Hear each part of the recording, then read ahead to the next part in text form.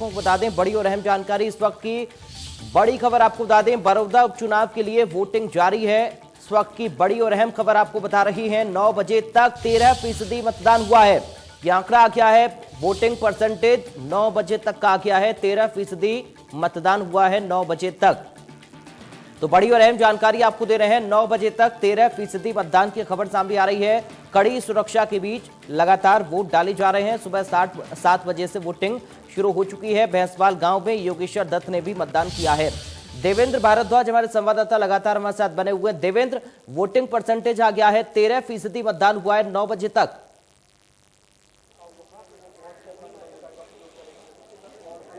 देखिए बिल्कुल बहुत क्योंकि सुबह से सुरक्षा के जो इंतजाम किए गए थे उस बीच अब 13% मतदान हो चुका है 9 बजे तक।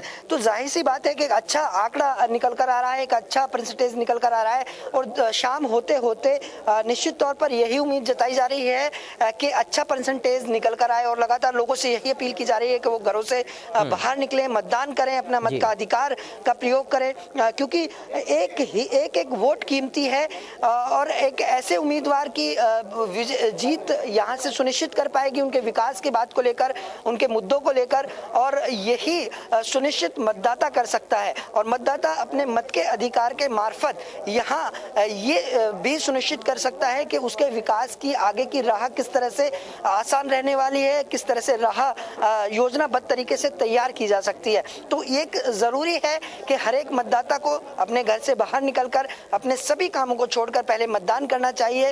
और ये बड़ौदा के लिए एक बड़ा पर्व है, बड़ा दिन है और इस बड़े दिन के मौके पर यहाँ हर एक व्यक्ति को अपने मत का अधिकार प्रयोग करना चाहिए। देवेंद्र, फिलहाल के वोटिंग परसेंटेज को हम देखें और लोगों के उत्साह को हम देखें, वहां पर जिस तरीके से आप तस्वीरें हम तक पहुंचा रहे हैं, वोटिंग परसेंटेज शाम तक काफी अच्छा होने वाला है, इस तरीके से संकेत मिल रहे हैं।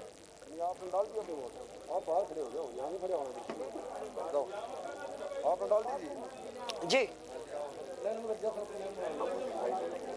देवेंद्र, आपको मेरी आवाज आ रही है?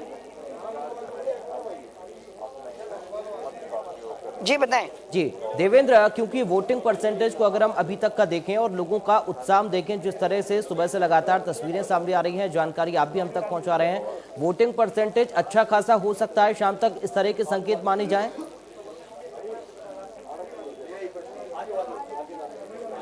देखिए बिल्कुल 9 बजे तक का 13% जो मतदान के आंकड़े निकल कर आए हैं उसको देखते हुए निश्चित तौर पर देर शाम तक एक अच्छा परसेंटेज निकल कर आएगा, क्योंकि जो उत्साह है और वो भी नजर आ रहा है सुबह से ही। इस वक्त मैं भैंसवाल गांव में हूं, जहां पूरी तरह से सुबह से ही हर एक पूरे गांव के अंदर एक उत्साह साफ तौर पर देखा जा सकता है। और यही नहीं, पूरे बड़ौदा विधानसभा में भी ये तमाम तस्वीरें देखने को मिल रही हैं कि हर एक व्यक्ति के चेहरे पर कहीं ना कहीं वो खुशी है और वो खुशी नजर आती है कि आज मतदान है, अपना एक ऐसा उम्मीदवार वो चुनेंगे जो उनके विकास की बात को उठा सकेगा, उनके विकास कर पाएगा। इन तमाम बातों के बीच आज एक पर्व है बड़ौदा के लिए, और बड़ौदा के लिए नहीं बल्कि हरियाणा की राजनीति के लिए भी एक बड़ा दिन है। जी देवेंद्र, अगर हो सके तो एक बार महिला मतदाताओं से आप बात करने की कोशिश करिए, क्योंकि नौजवानों से, बुजुर्गों से आपने बातचीत की, उनके मुद्दों को आपने जाना, महिलाएं क्या कुछ कह रही है इस चुनाव को लेकर, ये भी जानना बेहद जरूरी है। देखिए बिल्कुल आधी आबादी जरूरी हो जाती है कि उनसे भी उनकी राय ली जाए। और कुछ महिलाएं जब यहाँ पहुंची, मैडम आप मतदान करके आए? हाँ जी। क्या लगता है आपको महिलाओं के लिहाज से क्या होना चाहिए और किस तरह की आगे? मैं तो यही चाहती हूँ जो भी कैंडिडेट विजयी होके आए वो बहुत अच्छे से कार्य करे। औरतों के लिए तो खास तौर पे तरक्की की आवश्यकता है, चाहे वो रूरल लेवल पे है चाहे अर्बन लेवल पे है। डेवलपमेंट हर एक जगह पे ज़रूरत है। नए तौर के शिक्षा नीति चलाई जाए, स्कूल खोले जाए, हॉस्पिटल्स खोले जाए, जिससे कि अगर औरत को अगर आप पढ़ाओगे तो वो पूरे परिवार को पढ़ाती है, 2 परिवारों को पढ़ाती है, जिससे कि जनसंख्या की हमारे देश की हमारी उन्नति जो बेस रूट से ग्राउंड लेवल से डेवलपमेंट होनी शुरू हो जाए। तो जो भी कैंडिडेट आए, मेरा उससे रिक्वेस्ट है कि वो अच्छी तरह से औरतों, बच्चों और सभी की तरक्की में योगदान करे, हमारी बेसिक नीड्स को पूरी करे और पूरी तरक्की करे लोगों की। बिल्कुल एक बड़ी बात है और महिलाओं की तरफ से यही कोशिश है कि अपना मतदान ज़्यादा से ज़्यादा करने आ रहे हैं वो, और उस बीच उनकी भी यही मांग है कि एक ऐसा उम्मीदवार निकल कर आए जो उनके महिलाओं की बात समझ सके, महिलाओं की सुरक्षा को लेकर काम कर सके, जो यहाँ के मूलभूत कार्य हैं उनको पूरा किया जा सके। बिल्कुल देवेंद्र, क्योंकि लगातार तस्वीरें आप हम तक जो पहुंचा रहे हैं और एक महिला से जो आपने बातचीत की है उनका जो तर्क था या फिर उनके जो विचार थे बेहद सकारात्मक थे महिलाओं को लेकर। इसी तरीके के अगर विचार एक उम्मीदवार में हो और इसी तरीके का विकास इलाके का हो, महिलाओं के लिए काम करे जो भी उम्मीदवार चुनकर आए, तो जाहिर तौर पर महिलाओं के विकास के साथ ही इलाके का गांव का विकास होगा, क्योंकि महिला सर्वोपरि जरूर होनी चाहिए, उनके मुद्दे सर्वोपरि होने चाहिए। महिलाओं से जुड़ी समस्याओं का हल भी बेहद जरूरी हो जाता है। तमाम ऐसी महिलाओं की ओर से लगातार प्रतिक्रियाएं चुनाव के दौरान भी सामने आती रही हैं, जिस तरीके से आप लोग कवर करते रहे फील्ड में रहकर। लेकिन आज खास तौर पर आज का दिन बेहद महत्वपूर्ण महिलाओं के लिए भी इसलिए हो जाता है क्योंकि उनकी भागीदारी सबसे ज्यादा इस चुनाव में महत्वपूर्ण है। देवेंद्र,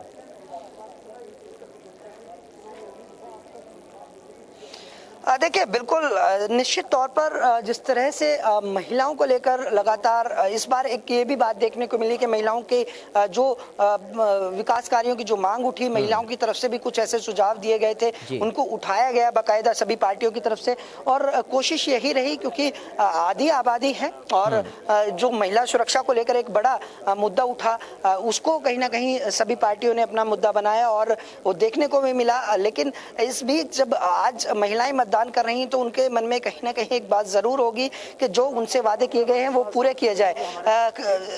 रामचंद्र जांगड़ा जी मेरे साथ हैं इस वक्त। जांगड़ा साहब, आप पहुंचे हैं, किस तरह से देखते हैं, किस तरह का आगे मतदान आगे होना चाहिए? कौन से बूथ में है भैया, कौन से बूथ में भाई कैंडिडेट है, इसका वोट डलवाओ पहले है? नहीं, ये कैंडिडेट है खुद भैया। चलो आगे चल जल्दी डाल के। रामचंद्र जी, किस तरह से देखते हैं, किस तरह इस चुनाव बड़ौदा के? हम यही देखते हैं कि बहुत शांतिपूर्ण तरीके से मतदान चल रहा है और अच्छा परसेंटेज वोट का डलने की उम्मीद है। 70% से ऊपर मतदाता अपना वोट का प्रयोग करेंगे और हम तो यही अपील करते हैं कि आज के दिन सब लोग अपना भाईचारा बना के रखते हुए और शांति से मतदान करें। कोई भी ऐसा एक्टिविटीज़ ना करें जिससे कोई आपस में द्वेष पैदा हो, झगड़ा हो।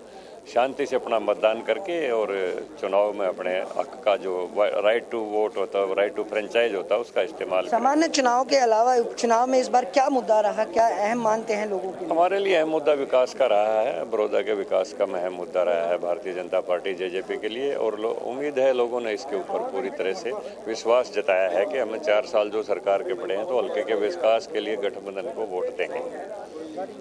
बिल्कुल, देखिए राज्यसभा सांसद हैं रामचंद्र जांगड़ा जी, उनका यही कहना है कि विकास की लड़ाई को लेकर, विकास की बात को लेकर वो लोगों के बीच रहे, और अब जब ये लड़ाई है तो बड़ौदा की नहीं बल्कि हरियाणा की लड़ाई है, और एक ऐसे उम्मीदवार को यहाँ से जीत मिले जो उनका विकास कर सके, बड़ौदा का विकास कर सके, क्योंकि साफ तौर पर दोनों पार्टियों की तरफ से जो तमाम उम्मीदवार यहाँ आए, उसके अलावा इनेलो की तरफ से भी लगातार यही आरोप लगाए गए कि विकास को लेकर यहाँ विकास नहीं हुए, यानी कि आरोप प्रत्यारोप का दौर चलता रहा। लेकिन अब इस बीच एक बात यहाँ यही निकल कर आती है कि जब बड़ौदा के इस उपचुनाव में आज लोग जब बाहर आ रहे हैं तो उस किस बात को उन्होंने सुना, किस बात को समझा, किस विश्वास, किस उम्मीद के साथ आज जो मतदान किया है वो किस तरफ ऊँट किस करवट बैठता है, किसकी जीत होगी, किसकी हार होगी।